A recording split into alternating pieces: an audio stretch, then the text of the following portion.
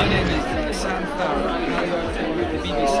I'm here to moderate this discussion. And what I really wanted was a good debate on the role of the aid agencies and social media, and whether the two can really work together to become more efficient. And I think it's going to be a fascinating debate, and I'm really looking forward to it. We have undertaken a huge step in the past 18 months or so in embracing the opportunities that social media offers us to communicate to audiences that want to know about the work of the World Food Programme, but also to engage people who want to support us, either as advocates for our work or as donors giving money. So we are currently experimenting with everything that the world of social media can offer, and it's been an incredibly exciting and fulfilling experience so far, and hopefully we'll get onto some of that during the course of this discussion. Instead of us being a broadcast organisation where we're sort of telling people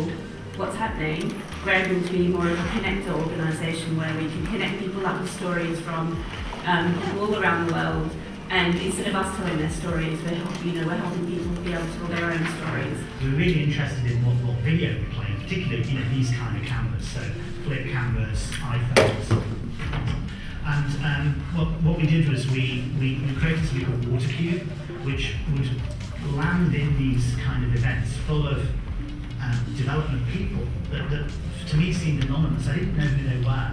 So, and we developed a really simple format, and we would just get these people in and go, so tell me who you are and what you do.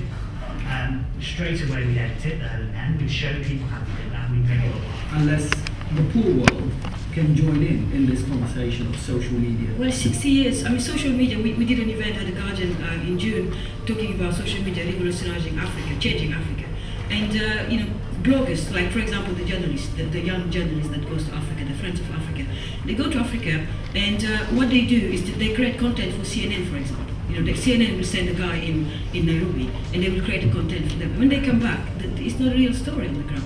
So I said to CNN, why don't you send an African person on the ground to come and report what's happening in London, what's happening in Africa, for your London audience. So I think we're wasting time, and we now is a new medium, social media. Everybody's talking about it, but African people need to be part of the conversation, because now we're mature, we're capable of writing our own stories. We're narrators. We can do all that fast. My rating, please won't you give me 5 stars?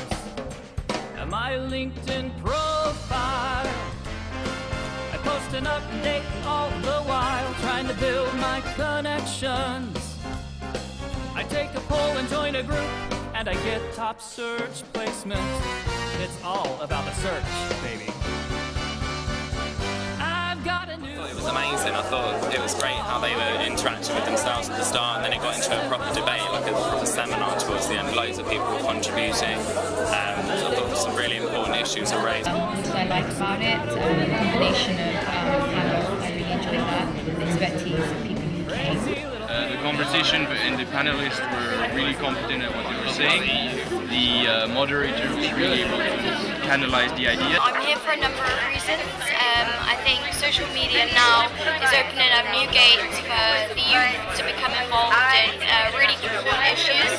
Here is because I want to find out the different ways and different techniques, organisations and people use technology to get people connected and get ideas going together to help. I think things like this should be happening more often, and there's a lot of transformation going on in the social media fora and as a medium, but I also think that today sort of made it clear that it's working with other mediums, which is also important to create a bigger impact for your campaign or whatever message you're trying to get out there. Impressive speakers and so on, impressively organised by Thomson Reuters. I thought that was they've been very generous in the way they've given the facilities here, and also the many people who came to this. I thought it was a very beneficial day for people who don't have access perhaps to corporate facilities where they can discover about social media.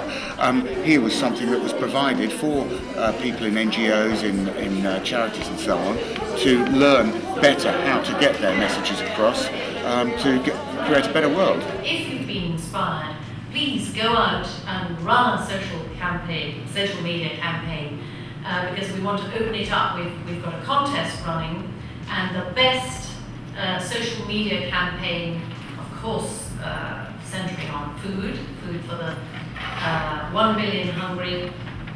Let's get to think about the billion online, think about the billion hungry. By the end of this year, if you can show us that you have run a social media campaign, there will be prizes. And I'd like to say that those will be the flip cams that you've all been playing with. So please go away and feel inspired, and thank you very much again.